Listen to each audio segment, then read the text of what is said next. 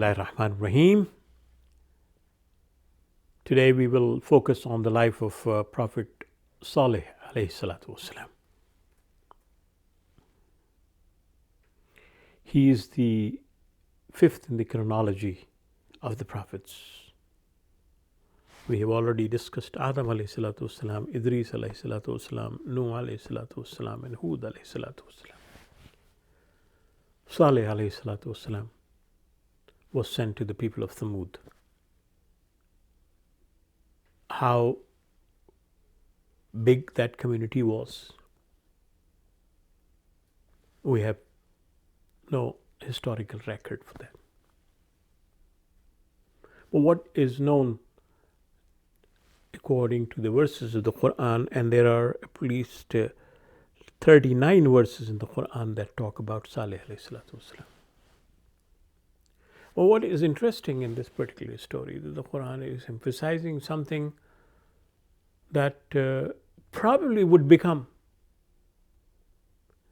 a major issue in the 16th or 17th and in the 19th and 20th century, and that is the rights of animals. Even though many people would be reluctant to relate to the story of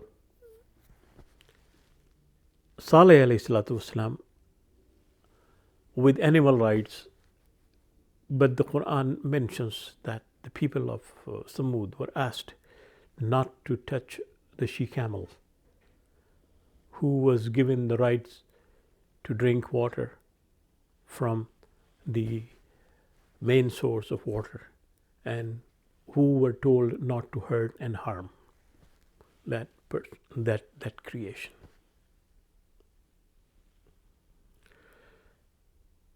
Some people say it was a kind of trial, but it was also a kind of assertion that other creations of Allah subhanahu wa ta'ala too have their rights, and those rights need to be respected. And those who are at the helms of the affairs, those who are in charge of the affairs, must ensure that those kind of rights are mentioned, because the dialogue is constantly taking place between Saleh alayhi salatu wasalam and the elites of the Thamud, where those who are in control of things are basically making fun of what Saleh alayhi salatu wasalam is telling. And Saleh alayhi salatu wasalam is reminding them that they have to be careful and kind to human beings, but simultaneously they have to be kind and careful to animals also. And she-camel is presented as a symbolic animals. That does not mean that only she-camels might have been privileged to receive the kind treatment. But Allah is telling through the example of she-camel that all other creations of Allah subhanahu wa ta'ala, living and non-living, in fact everything is living. Even the trees and the plants and the stones, they too have life in themselves in one way or the other. So this is the respect to environment, respect to other creations that Allah subhanahu wa ta'ala is teaching through Saleh alayhi salam. When? Much before 3,000 or 4,000 years ago, when Ibrahim alayhi salatu wasalam is yet to come. When the progeny of Bani Israel would take over the leadership of the prophets. Much before that, Allah subhanahu wa ta'ala is laying the foundation. And when one prophet brings certain things, it is not necessary that the other prophet would have to re-emphasize that again in the same kind of fashion. If Saleh alayhi salatu wasalam talked about the animal rights, then it is assumed that all other prophets would follow that. What basically is being repeated is something that human beings often forget. And what is that? Is that they often give other fellow human beings the privilege and the power to govern over them. And that is what has been the constant issue of the Quran from the day one, that human beings should not become the lord of other human beings. The lordship belongs to one only, and that is God Almighty. And the human beings basically pretend to be the lord of the others and basically usurp the rights of God and dominate others just for their own interests and their own special privileges.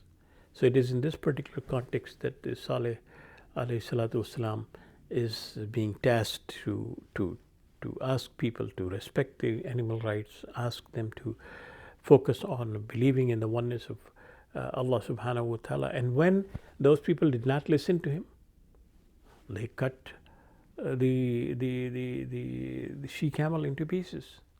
They deprived her of the rights. So what happened? They faced the consequences. How and what, in what form? We do not have the details. We were just told that they faced the consequences. So when Allah subhanahu wa ta'ala is mentioning that his azab, his punishment is there, what he is saying that he is not sending the punishment, rather the laws that he has created would create conditions for the decay and for the destruction of those people who are violating the laws. So if, for instance, if my health is not good and I'm not taking care of my health and I am doing things that would decay my health, then in the eyes of some people it might be a punishment, but it's a punishment that I have incurred myself because of negligence and because of forgetfulness about the conditions. And this is exactly what Saleh alayhi salatu wasalam was telling, that if you hurt this animal, you would create conditions that would hurt yourself. And that hurt came to them, and that civilization was also destroyed. As is historically, we're not at that point where we can pinpoint how the destruction take place. This would come much later, as many things have come much later over a period of time. But what the message is that God, through different messengers, emphasized on different aspects of human life and the existence. And in this case, it was not only the relationship with God, but also relationship with their creation that were emphasized by this mighty messenger known as Saleh alayhi salatu wasalam. أقول قولي هذا وأستغفر الله لي ولكم.